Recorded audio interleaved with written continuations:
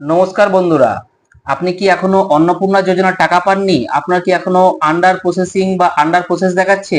তাহলে এই ভিডিওটা আপনার জন্য, শুনুন মন দিয়ে। দেখুন, যাদের আন্ডার প্রসেস দেখাচ্ছে তাদের কিন্তু টাকা পাওয়ার সম্ভাবনা 100 এর মধ্যে 90% সম্ভাবনা গ্যারান্টেড। তারা টাকা অবশ্যই পাবেন। আন্ডার প্রসেস যাদের আছে, আন্ডার প্রসেস এই কারণেই আছে, আপনার ভেরিফিকেশনটা হয়তো কমপ্লিট করে দিয়েছে। টাকা ঢোকার জন্য কিছু ব্যাংকিং প্রসেস থাকে, যেটার জন্য হয়তো আপনার আন্ডার আন্ডার প্রসেস দেখাচ্ছে। এখন একটা প্রশ্ন আছে, আপনি যখন ওয়েবসাইটে গিয়ে লগ ইন করে দেখছেন যে আপনার আন্ডার প্রসেস মানে হচ্ছে আপনার সিটিজেন ফ্যামিলিতে যখন আপনি লগ ইন করছেন মোবাইল নাম্বার দিয়ে ওটিপির মাধ্যমে, তখন দেখাচ্ছে আপনার আন্ডার প্রসেস। আপনি তখন কি করছেন, ভাবছেন যে আমার টাকা তো অ্যাপ্রুভ হয়নি, হয়তো আমি টাকা পাবো না, কিন্তু নয়।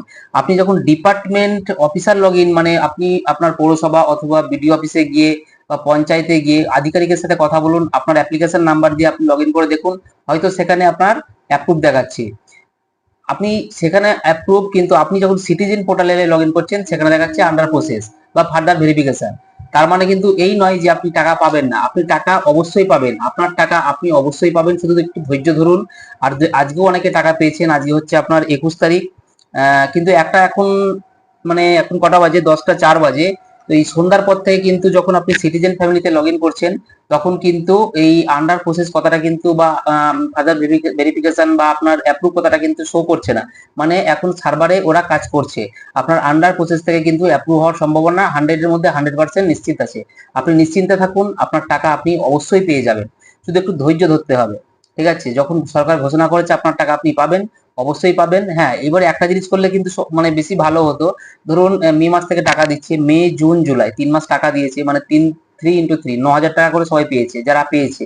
আর যারা পায়নি তারা কিন্তু এখনো একবারও পায়নি। তো স্বাভাবিকভাবে একটা ক্ষোভ মহিলাদের মধ্যে তৈরি হচ্ছে, সবাই পেয়ে গেল 9,000 টাকা করে, 6,000 টাকা করে, আমি এখনো পেলাম না, আমি উপযুক্ত কেন পেলাম না? তো সরকারের কাছে আমার একটা অনুরোধ আছে যে যারা এখন সঠিকভাবে যাচাই করার পর তারা যোগ্য মানে বিবেচিত হচ্ছে, তাদের যদি ওই 3 মাসের টাকা একসাথে দিয়ে দিতেন তাহলে কিন্তু তারা খুশি হতো। তাহলে কিন্তু তাদের মধ্যে ক্ষোভটা তৈরি হতো না। কারণ যেহেতু সেটা তার প্রাপ্য টাকা, যখন সরকার ঘোষণা করেছে সে পাবে, প্রত্যেক মহিলাই পাবে, যোগ্য মহিলারা। তো আমার কাছে এটাই অনুরোধ যে এই বিষয়টা একটু বিবেচনা করে দেখবেন। আর সরকারের কাছে অনুরোধ, প্রত্যেকেই যেন টাকাটা পায়, প্রত্যেক যোগ্য মহিলারা যেন টাকাটা পায়। এটা আমার কাছে আমার একটা বিনীত অনুরোধ থাকলো। আর একটা কথা, কারা কারা টাকা পেয়েছেন বা পাননি আজকের ডেট পর্যন্ত একটু কমেন্টস করে জানাবেন, আর ভিডিওটা একটু বেশি করে শেয়ার করে দেবেন। ধৈর্য রাখুন, আপনার টাকা আপনি অবশ্যই পাবেন। Thank you.